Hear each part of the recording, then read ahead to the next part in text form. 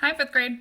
We are going to go over your Monday warm-up for week 4.1. So you should have either a digital copy or maybe you were able to print out a copy and answer it on your own. So just follow along with me as we go over 1 through 6, okay? So number 1 is telling us all about peaches. They give us this great little diagram here telling us that a tree has buds on it. It tells us that those buds will eventually turn into a flower. And then it tells us that that flower will become a fruit, and the fruit will bear a seed, which we could plant and grow a whole new tree, and the entire cycle would start over again. Okay? Let's look at our question. What must occur, or what must happen, for a peach flower to grow into a peach with a seed in the center? So what is going to cause this flower to turn into this fruit with that seed in the middle? Okay, so I want you to think back to what we may have talked about a couple weeks ago before we broke for spring break. And we talked about how animals need plants, but we also talked about how plants need animals for pollination, because for plants to be able to reproduce, they have to be pollinated by various forces or by animals. So let's keep that in mind as we look at our answer choices. Okay, so A says the flower has to fall off the tree to make room for the seed. Well, I know that's wrong because the flower is not falling off the tree. The flower itself is turning into the fruit. So I know that part's wrong, okay? B, the flower has to get lots of water to grow into a fruit. Now, this is true. Plants do need water, but look at the second part, to grow into a fruit. So for that flower to turn into a fruit, it only needs water. That's incorrect. Okay, all plants need water, all plants need sunlight, that's true.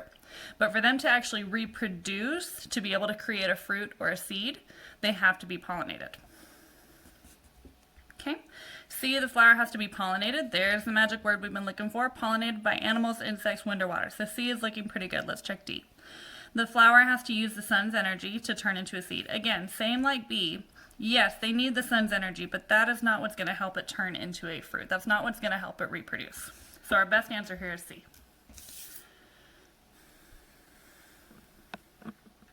All right, let's look at number 2. All right, this one should be short and sweet, right? Which of the following best completes the flowchart? So they have not given me a ton of information here. I got to figure out what they're talking about in this flowchart. So I see weathering, erosion, I see cementation and compaction. So I know from cementation and compaction, my 2 C words, I know that we're talking about sedimentary rocks right here. Because I remember that those are the things we talked about whenever we were making sedimentary rocks. Okay, so now I have to figure out what is missing. So I have all these processes that go into making a sedimentary rock. What is missing? So we've got weathering. So the sediment breaks down. It gets moved. I remember that immediately after being moved, usually sediment gets dropped. So I'm going to keep that in mind as I look at my answer choices. So we have A, deposition. Deposition does mean to drop, so that one looks pretty good. B, volcanic eruption. I know that volcanoes have nothing to do with sedimentary rock formation, so I'm going to go ahead and X that one out.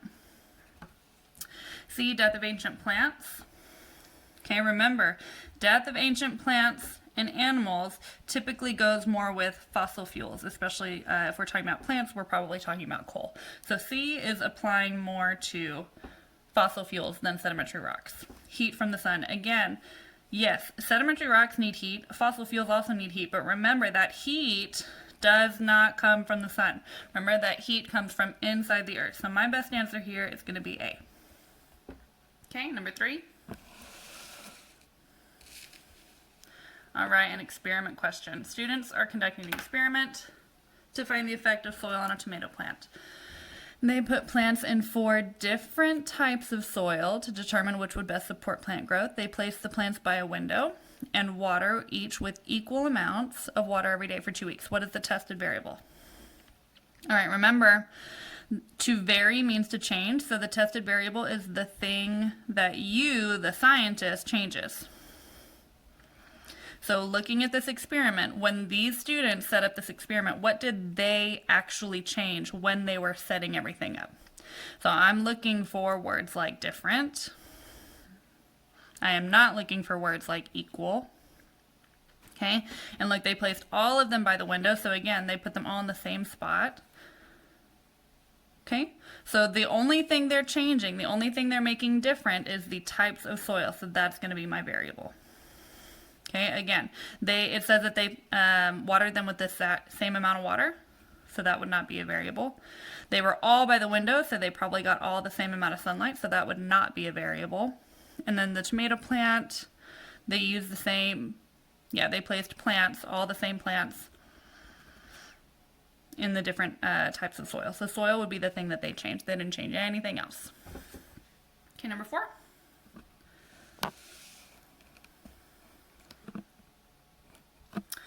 Which statement summarizes the interaction of the sun and the oceans in the water cycle? So I'm thinking in terms of the water cycle. I'm looking at how the sun interacts with the ocean. I know from my background knowledge that sun and oceans usually has to do with evaporation. So that's what I'm going to be looking out for in my answer choices. So again, I'm looking for a true statement, so something that is actually correct all the way through to the end, and something that probably has to do with evaporation. Okay, the ocean reflects the sun's heat. Okay, right there, I don't like the word reflects. The sun's heat is typically more absorbed by the ocean. Its surface cools off. That's definitely wrong. And the cooled water enters the atmosphere. All right, so there's a whole lot wrong in this answer choice. First off, the sun heats the ocean. So cooling would have nothing to do with this section of the water cycle. That's going to come later during condensation, so I'm going to cut that out. Okay, B. The ocean absorbs the sun heat. I like that so far. The surface heats up. So far, so good. And the heated water enters the atmosphere. And then it falls as precipitation. So everything here is correct so far. Yes, it absorbs the sun's heat. Yes, it heats up. Yes, it enters the atmosphere as heated water vapor. And yes, it eventually falls as precipitation. So B looks pretty good. C, oceans produce and store heat energy. Okay, oceans are not producing heat energy, especially in terms of the water cycle. So that's wrong, but let's just for fun go through the rest of it. So more of the Earth's heat energy comes from the ocean than from the sun. No. Okay, let's look at D. Oceans produce and store heat energy. Again, wrong. The oceans do not produce the heat that powers the water cycle. Comes equally, nope. All right, so our best answer choice is going to be B. Again, because it's asking specifically about the sun and the oceans, which means it must be talking about evaporation, which has to do with heat. All right, number 5. Okay, which property cannot be used to separate the objects into 2 groups? So what do I have here? I have a needle, I have rubber bands, cotton balls, a wooden log, keys, and some sort of metal wash tub. Okay, and I'm looking at physical properties of matter. Which property cannot be used to separate them into 2 groups? So if we don't want 2 groups, we're basically looking to put them all in 1 group. So how are they all the same is basically the property that we're looking for. What property do they all have in common? Because again, we do not want 2 groups. We want 1 group. We want to find a property that all of these items have in common. Okay, thermal conductivity. So I have, let's see, this would be conductor, but these would be insulators. So that would give me 2 groups. That would give me a group of conductors and a group of insulators. So that would be 2 groups, and I only want 1 group. Electrical conductivity is going to be the same thing. Again, you have insulators and you have conductors, so that's 2 groups. Okay, solubility. Let's see, this would be insoluble, insoluble. They would all be insoluble, so that would give me my 1 group. And then color, they would be, we've got white, we've got brown, we've got silver, so color would not be 1 group either. So solubility is your best answer because we do not want to put them into 2 groups. So we were looking for a property that they all have in common, so that would be solubility. Okay, and our last one is going to be number 6, a circuit. All right. What switches should be opened in order to light exactly 1 bulb in the circuit shown below?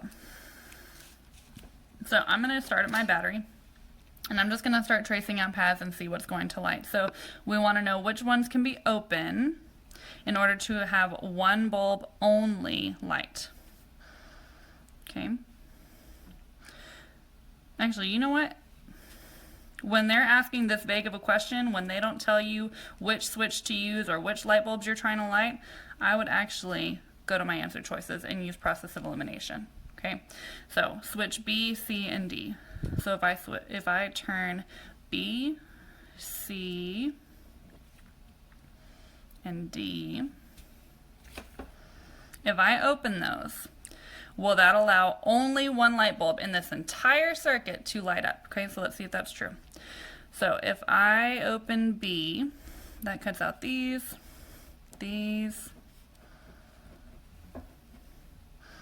okay. That would also cut out this one and this one. Okay, the only one that would remain lit would be this one. All right. So B, C, and D could work because that gives me exactly one light bulb lit up. Because I've got positive charge going out through the bulb and it's not going through any switches. So that could work. Okay. All switches should be opened. Well, that would be the same. Yeah, that would be the same as A. In fact, that's a better choice than A because this includes switch A, which should be open. So we're going to go with B for now. Switch A, E, and D. If I open A, E, and D, that leaves this one closed, and that leaves B closed, which would allow these to light, which would not give me one bulb. That would give me about 4 bulbs, so that won't work. Switch C only. So if I only open C, that's going to leave a whole bunch of light bulbs lit up, and I only want one bulb lit up, so that's not going to work either. Okay, so my best option here is to open all the switches. If I open all the switches, that blocks out every path except for this one light bulb. So B is going to be your answer.